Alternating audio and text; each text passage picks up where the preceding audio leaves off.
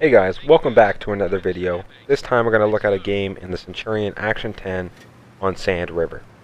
I'm platooned up with Balto in this game, and he's driving his light tank. We're both going to go to the same position off the start, which is right down the middle of the riverbed. I like to take this position in any of my mediums and lights, and I also come here sometimes in quick heavies or quick tank destroyers as well.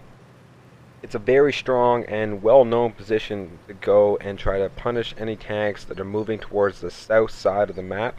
There's a spot from each side to do so, and I firmly believe that this is the strongest position on the map to go in early stages of a game.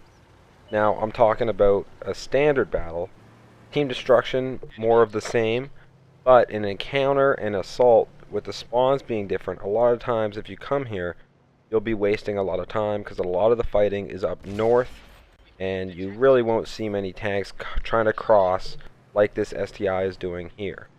There's no real incentive to be in on the south side of the map during encounter and assault unless you're trying to flank all the way around, and it can be difficult to find damage in those cases.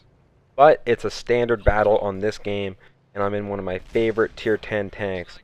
The Centurion Action 10 is such a great all-rounder, as you can see, working the gun depression really well.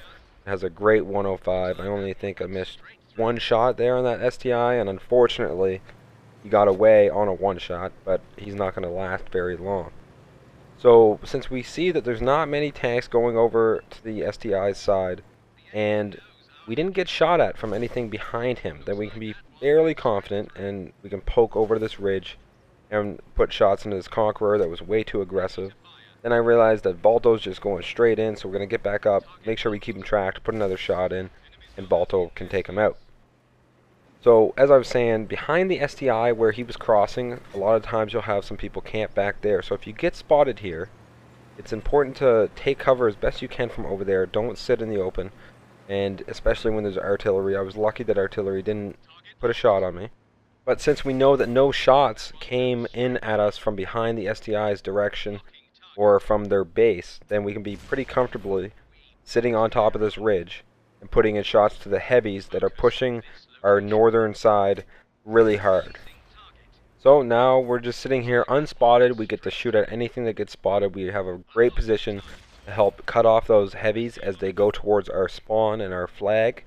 And we can put some shots into the enemy tank destroyers, this Foch and the Tortoise, as you saw, because of our teammates that pushed along the south, took out the STI, and now they're spotting the people that were in the enemy's base.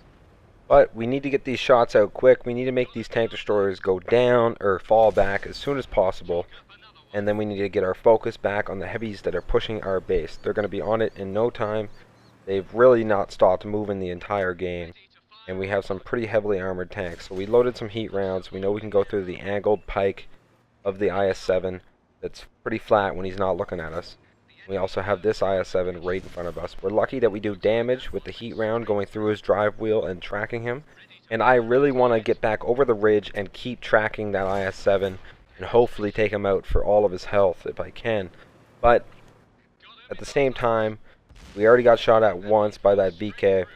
And if we go around and try to keep that IS-7 tracked, we expose ourselves to more enemy tanks that can shoot at us. So I'll work my way from the outside in as always. That way only the VK has a line of sight on us as we're shooting at him. And then we come back up and go to the next target. And as great as the Centurion Action 10's gun is, at these ranges, the IS-7, the T-110E5, they're very difficult tanks to go through. And we're pretty unlucky not to be able to go through the IS-7 a couple of times there. We thought we'd definitely be able to squeeze a shot in between his tracks and his spaced armor. And the first one got ate by the tracks. We must have hit some type of the spaced armor with the APCR. Now we loaded some heat rounds to hopefully get this guy out of the game as quickly as possible. Now, while I'm trying to get this IS-7 out, I know that there's enemy tanks on my left. They already pushed into our spawn, and I just took my first hit from them. And I noticed that the E1's out in the open, so I'm going to stop again to put in another shot, and I take another hit because of it. I put my repair kit in, I get it out of there, try to get into cover as quickly as possible. I got a little greedy, but I should have been able to finish off that IS-7. Unlucky that our heat round went into his turret and not the hull. I think we would have been able to penetrate him and finish him off if it had hit his hull. But we're going to go back and try to help out with the base. Lucky that we have some good teammates that already reset the cap once or twice. They've been doing a really good job of defending. Now we can work over the E5 that put a couple shots into us. I don't think we necessarily need the heat rounds right now, but when I first started shooting at him, I figured that he'd start angling a bit better, and then I would need them to go through a little bit better. But he ended up staying pretty angled away from me the entire time, so I was able to go into his side armor on both of my shots. And we know that there's still the IS-7 kicking around that we tracked earlier that we couldn't get more shots into, and then there's this E5 as well. Unfortunately, we don't blow his tracks off and do damage, but we do track him, make him burn a repair kit, and he's caught out in the open. He's pretty screwed, and we have teammates on all sides. So we're going to be able to finish this guy off. There's an IS-7 in the dip on our left. We're going to go after him next, but then we see the AMX-50B on our left. I think he's going to pull back, so I rush the shot just as he leaves, and then he pulls back over, unfortunately. But our teammates are just wrecking him, and we're able to pick up the kill. We're going to plow right over. Not much worry that this dude will one-shot us. I don't think he can unless he really, really high rolls. And we finish him off. And then it's just a hunt for a light tank. I remember seeing him on the map near our spawn, and there he is. We fire clutch.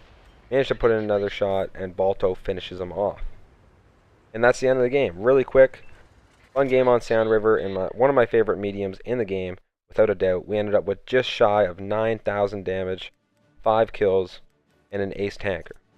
I know a lot of people know about that early position, but if you didn't, hopefully it helps you out in the future. Thank you for watching. I hope you enjoyed it, and I'll see you in the next one.